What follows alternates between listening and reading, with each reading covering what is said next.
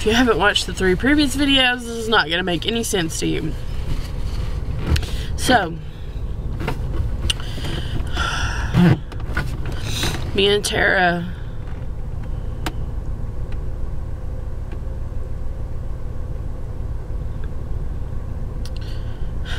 I don't know where to go. I'll just start with where I was at the time that all this started coming to me. When I was in 8th grade, Wendy was there. We were best friends with Tara too. I have pictures of Wendy at Tara's birthday party. This was actually after.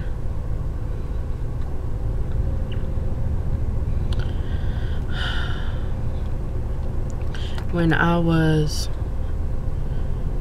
13, I had never had a boyfriend. And this ain't racist. Don't get me wrong. Disclaimer. Hello. Never had a boyfriend. Not very accepted. I'm sure the people I was closest friends with remember me as goofy, funny. I was never the pretty girl. I was never the popular girl. I was the quiet one. I even have people I went to school with that don't even remember me. I was very much wallpaper, except for my small group of friends. We weren't the nerds. We weren't the preppy crowd. We weren't the cool kids. We were the wallpaper. Easily lost in the background.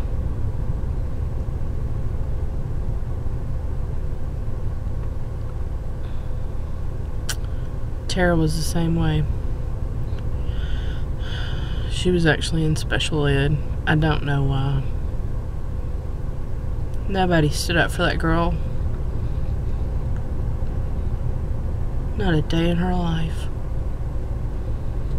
She's not stupid. She's very simple. She is not stupid.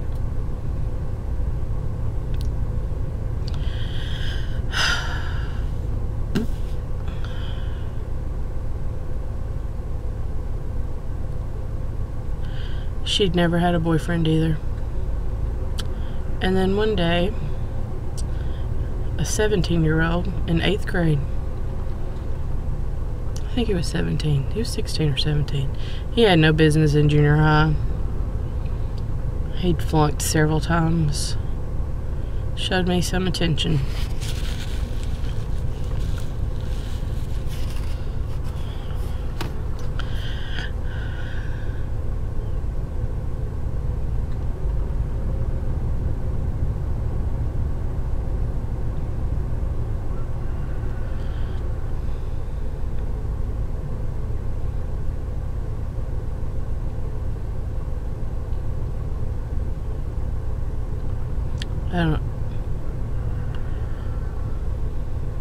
We didn't do anything.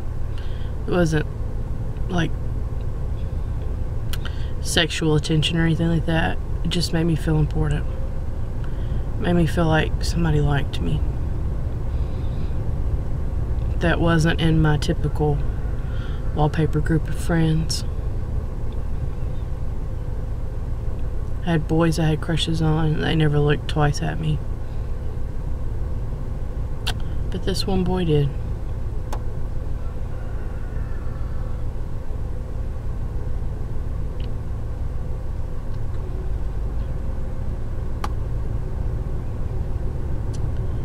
That one,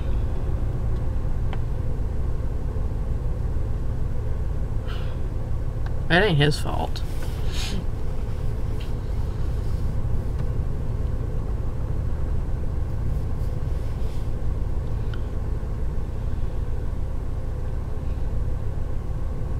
And you have to know that back then it wasn't accepted to have a black boyfriend.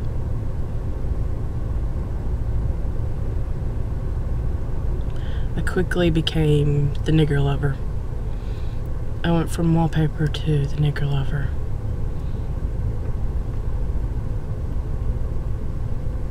I went from the wallpaper to being hit on by an innumerable amount of black guys who also hit on Tara because we were always together.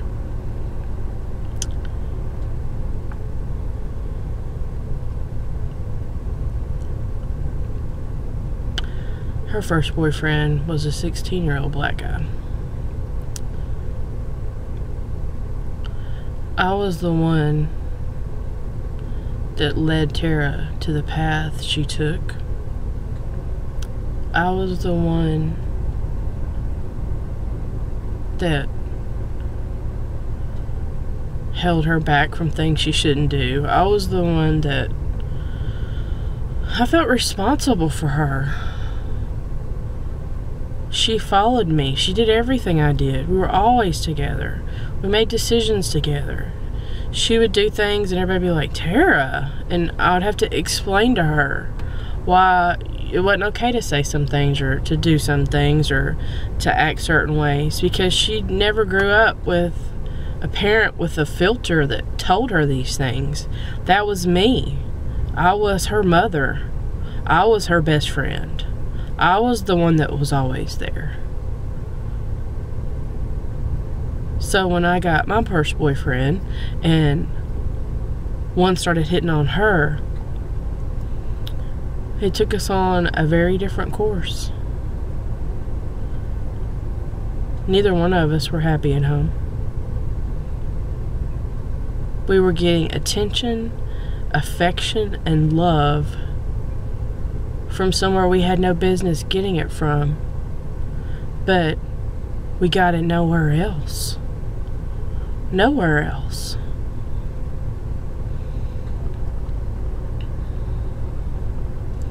I probably had more opportunity for affection than Tara just because I had two parents, but we still didn't get it. Tara grew up with our great-grandmother,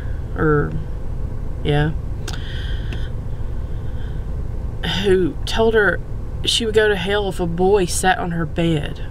Which, if you ever went in Tara Mama's house, the living room had a bed in it, the second room had a bed in it, and the other one wasn't big enough to have a bed in it, or Papa would have been back there in a bed. But she's taught that it's a sin for a boy to sit on her bed. It's like warped old lady mentality that you can imagine the crazy things that your grandma or great-grandma might say to you. You're like, what? Welcome to 2002. And that's not a slam against Mama. It's not a slam against old people. It's just different times. And it's not that things are okay now. I don't even know how to explain it. Y'all know what I mean. It ain't a sin for a boy to sit on your bed. If Tommy or somebody come over to this house to see Katie, leave the door open, y'all can sit on the bed, chit chat.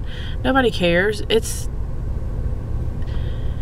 to tell a kid that it immediately opens up why. It's absurd. But she was an old lady who had no business with a kid. She had no business raising a kid.